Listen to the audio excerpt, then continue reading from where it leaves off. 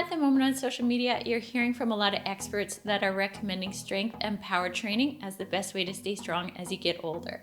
And today I want to talk about why that advice might be problematic and why it gets me fired up. Instead, I want to give you a more balanced approach, one that will help you stay strong and build muscle, but it's also going to be more flexible and accessible, and it's going to help you build shape because in our 40s and 50s, we still care about how we look. If there's one thing I want you to take away from this video, it's that there is more than one way to build strength, and at our age, there may just be a better way. So let's talk about why this is all so confusing. So at the moment on social media, something really positive is happening. We're hearing from more and more experts in the areas of women's health, menopause, and aging. And it's really awesome, but it's also adding some confusion because most of these experts are recommending a more traditional strength and powerlifting style of training as you reach your 40s. And there are a few big problems with that. So first of all, you need to understand that we're talking about different training styles here. So we're going to talk about strength and hypertrophy training. Now, in theory, there is a difference between these two styles of training. And if you're an athlete with really specific goals, then you should be on one side or the other. But for the average person, it doesn't matter as much. So first of all, let's look at strength training. Now, usually that means heavy compound lifts like squats, deadlifts, things that work your full body. And these lifts are usually done with lower reps, typically around 6 to 8 reps, and using very heavy weights and faster, more explosive movements. And then on the other side, there's hypertrophy training. And this usually involves higher reps, so 10 or more, and it uses compound movements, but it also uses more isolated exercises, so targeted for specific muscle groups. And this style of training is often thought of as being for those who want to build muscle, but also improve aesthetics or tone up. But the problem is that there is a lot of overlap between these two styles of training. So as I just mentioned with hypertrophy training, it might involve compound lifts, even though it also has a lot more isolated exercises. And hypertrophy training is going to build muscle and shape, but it's also going to build strength as well. And then strength training is also going to build muscle and shape. It's just not going to do it as strategically as hypertrophy training. So the overlap between these two styles of training causes a lot of confusion. And that's why I get really fired up when I hear these experts on social media talking about a specific way of training and lower reps and needing to do this specifically to build strength, because in reality, there is more than one way to get strong. Take my programs, for example. I put hundreds of women through these programs every year, and almost daily I get messages from them saying how much stronger they're feeling. You can read just a fraction of those testimonials over on my website. And you're going to hear from ladies who hit big dreams like climbing Machu Picchu to more everyday examples like someone who recently messaged me saying that her husband has said she's more helpful doing yard work now because she's so much stronger. I've got a lady in her 60s who has had to adjust her golf clubs and swing because she's got so much upper body strength now. So what I really want you to understand is that there is more than one way to build strength as you get older. Now, before we get into what I recommend, I want to quickly run you through the problems that I have with strength training for women as they get older. And the first big issue I have with it is safety. So I have worked with women in person, personal training for over 10 years. And unlike a lot of these experts who are doctors or who work in universities with high-level athletes, I actually work with everyday women. And in my experience, so many of these ladies would not be able to do these big compound movements. And maybe they could over time with a lot of coaching, but when they're first starting out, they don't have the mobility, they don't have the movement control or the mind-muscle connection to do really heavy technical lifts. So in my experience, this is just not accessible for the average person unless they're going to have access to a coach who's going to help them build up the skills to do these lifts. And then the next issue I have with it is the lower reps that this style of training involves. So typically, as I mentioned, strength training involves 6 to 8 reps.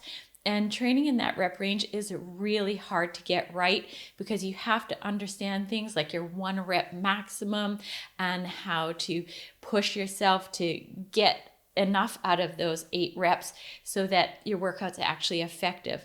It's highly technical, and you really have to be able to understand explosive training, that style of stuff.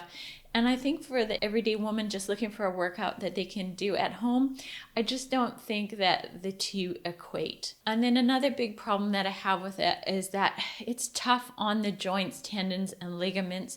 So as you get older, as your estrogen starts to decline, those are already under so much strain because of that reducing estrogen, and doing really heavy explosive movements is just going to add stress on an already stressed out body. So that's another reason I'm just not a fan of this style of training, because if you take hypertrophy training, on the other hand, it tends to involve more slow and controlled movements, which in my opinion is much safer at this stage of life. And then another problem is that many women are just not going to have the equipment at home. In my experience, most women just have a basic setup, and while they might have a heavy barbell, they're not going to have everything they need to be doing these really big compound movements. And honestly, in my opinion, this style of training would get boring.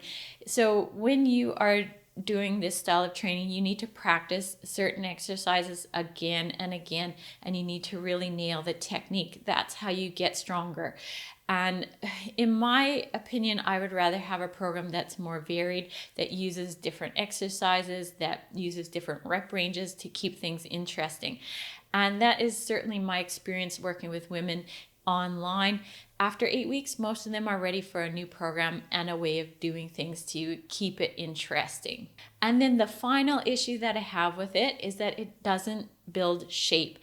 And I've listened to these interviews of these experts talking about it, and it's like they sort of dismiss that building shape would even still be a goal for women our age, and that's just not right. Pretty much every woman that contacts me looking for a program still cares about how she looks and wants to target trouble areas.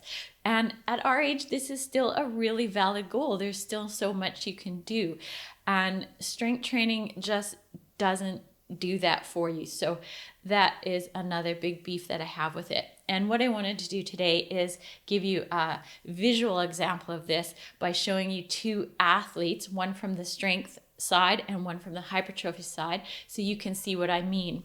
So this is going to be the battle of the 2 Aarons. So first of all, let's look at Erin Murray, who is a world champion strong woman. Now, she is amazingly strong, but she doesn't train for shape. And then we're going to look at Erin Stern, who is an OG fitness champion that many of us know and love. She is on the more hypertrophy style of things because she's competed at the Olympia. She has to be concerned about how she builds shape and where she puts on size. So she is somebody that is still training for strength, but also shape. Now, these are 2 extreme examples, obviously 2 very high-level athletes, but I think they illustrate my point that one style of training is better for building shape. So what do I recommend instead? Well, first of all, my workouts do use many of the traditional strength training exercises. So things like squats and deadlifts and occasionally a chest press for fun. But I usually try to choose safer versions of these exercises, things that might be more appropriate for women over 40. So take the squat, for example. Instead of really heavy barbell squats, I will often give my ladies box squats, which are easier on the knees. Or if you train at a gym, you might see something like Smith machine squats, which tend to feel safer and offer you more stability.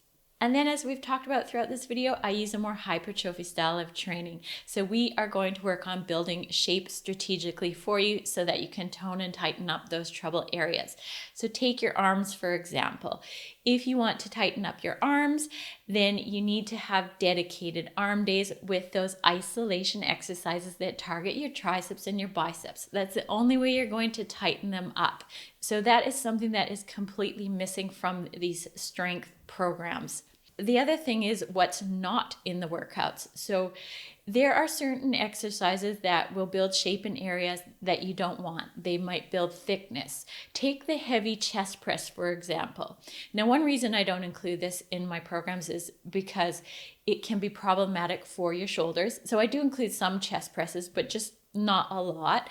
And the other reason is because if you're going to be doing a lot of chest presses, you can actually end up wider up top. So when I first started training with a trainer, I was doing a lot of heavy chest presses and I ended up really wide up top and not being able to button up my blouse, and my lats were really big and hanging out over my racer back tank tops.